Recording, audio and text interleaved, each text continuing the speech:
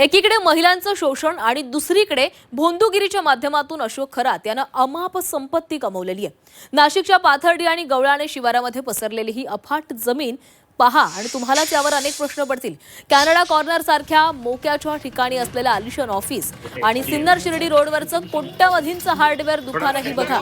ही लोकांना गंडवून जमवलेली आणि अमाप संपत्ती आहे। बोंधूबाबा अशोक खरातची ही संपत्ती आहे। भक्तांच्या श्रद्धेचा बाजार मांडून खरातनं नाशिकपासून नगरपर्यंत कोट्यावधींची माया जमवलेली आहे।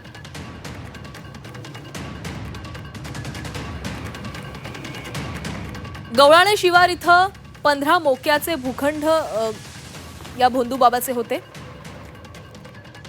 सिन्नरमध्ये 1 कोटींचं 2 व्यापारी गाळे देखील आहेत। नाशिकमध्ये कॅनडा कॉर्नर परिसरात दुकान आहे। अहिल्यानगरमध्ये 5 एकरचा प्लॉट आहे।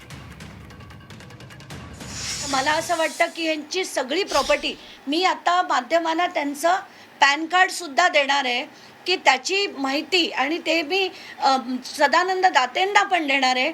इन्कम टॅक्स अथॉरिटीजकडनं असली नसलेली सगळी त्यांची प्रॉपर्टी ही जप्त होऊन सरकार जमा झाली पाहिजे अशीच माझी मागणी आहे।